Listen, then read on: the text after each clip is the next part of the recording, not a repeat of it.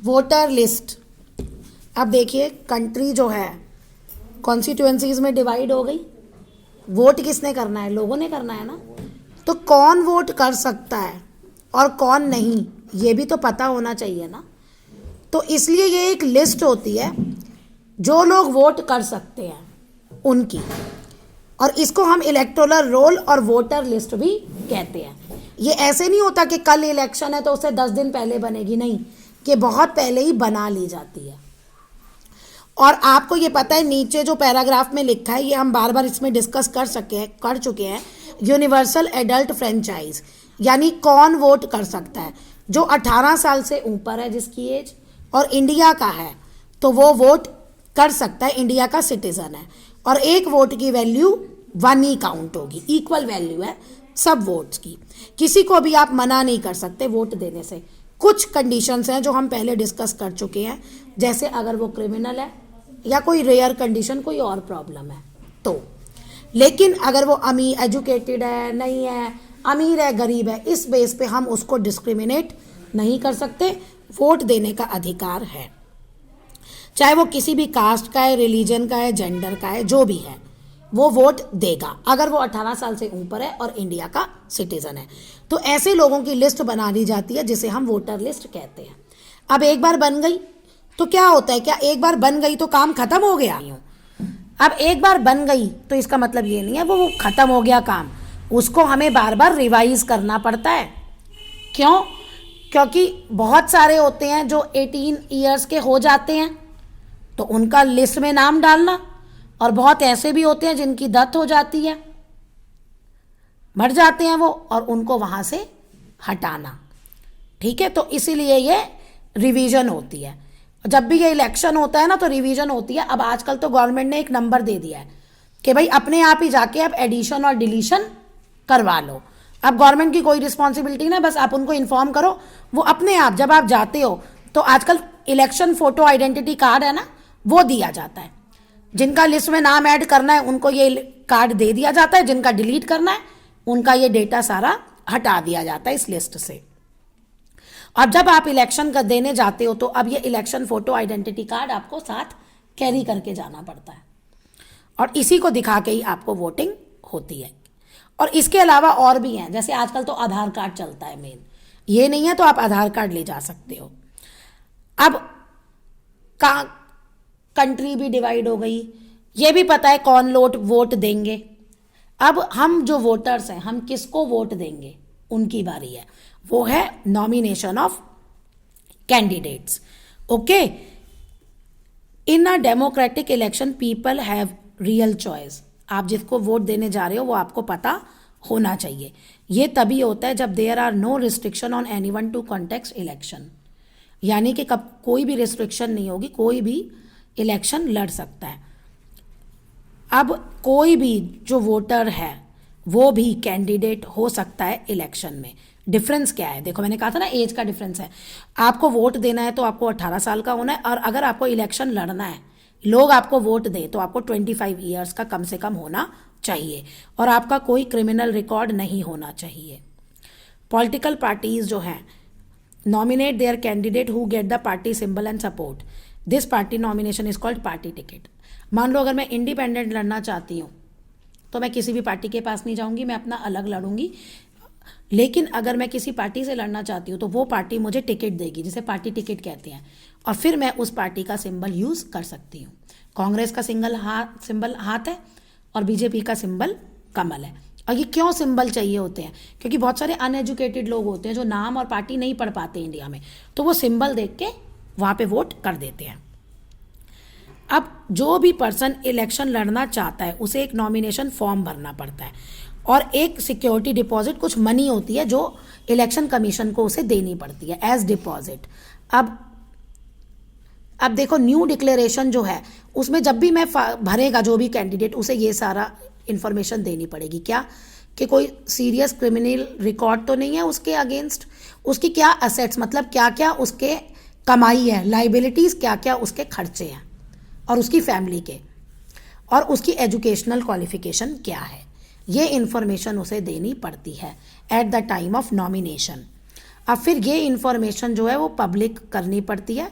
इससे क्या होता है, वोटर्स को डिसीजन लेने में आसानी होती है कि भाई किसको वोट दे किसको ना दे।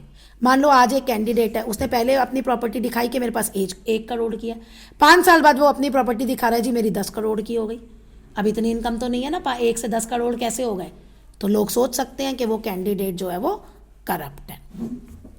एजुकेशनल क्वालिफिकेशन, कहते हैं हमारी कंट्री में कोई एजुकेशनल क्वालिफिकेशन नहीं है, कोई अनपढ़ गवार जो है ना वो भी इलेक्शन लड़ सकता है, ठीक है। तो यहाँ पे कोई वो रेलेवेंट नहीं है एजुकेशन का मैटर।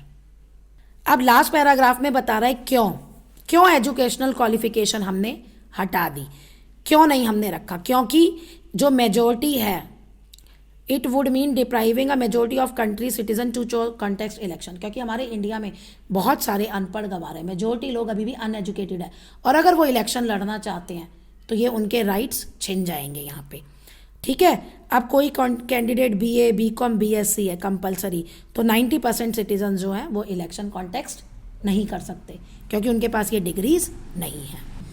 अब देखिए नॉमिनीज हो गए। नॉमिनीज में क्या होता है, इलेक्शन कमीशन ना इनकी जिन्हों भी फॉर्म भरते हैं ना उनकी स्क्रूटिनी करता है। स्क्रूटिनी मतलब होता है कि उसको इन्वेस्टिगेट करता है और फिर वो अप्रूव करता है। अगर उन्हें कुछ गलत लगता है ना तो वो उस कैंडिडेट को इलेक्शन लड़ने से मना कर देते हैं।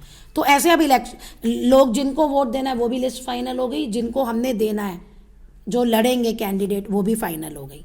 अब इलेक्शन पास आने लगता है तो इलेक्शन कैंपेन ये होता है, हर पार्टी ये बताती है कि हम पावर में आ गए तो हम ये सब करेंगे।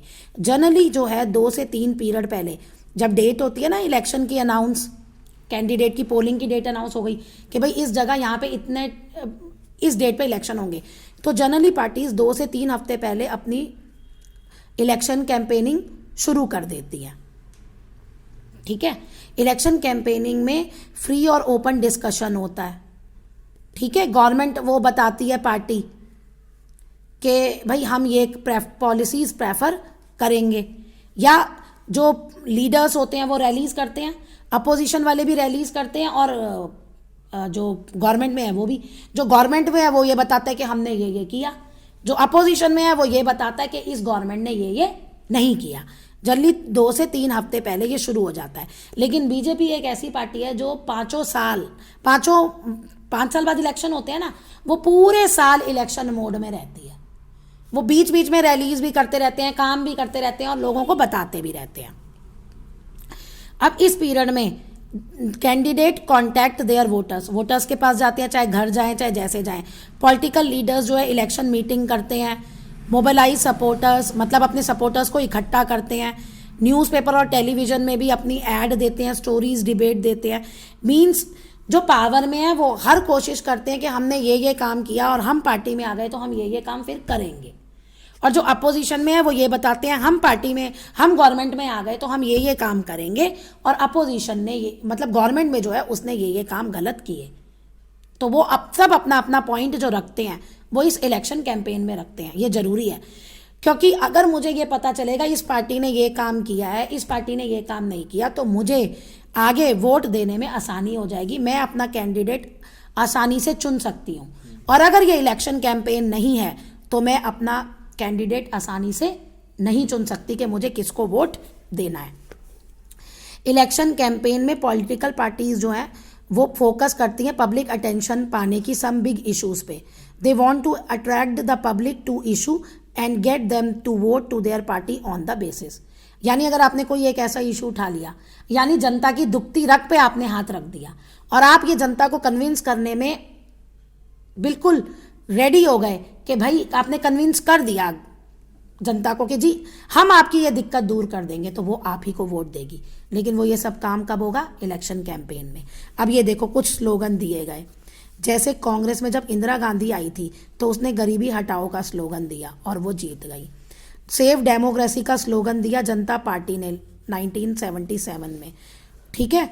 और लैंड टू द टिलर्स, यानी कि लैंड मिलेगी उसको जो जिनके पास लैंड नहीं है, किसानों के पास, ये दिया वेस्ट बंगाल ने।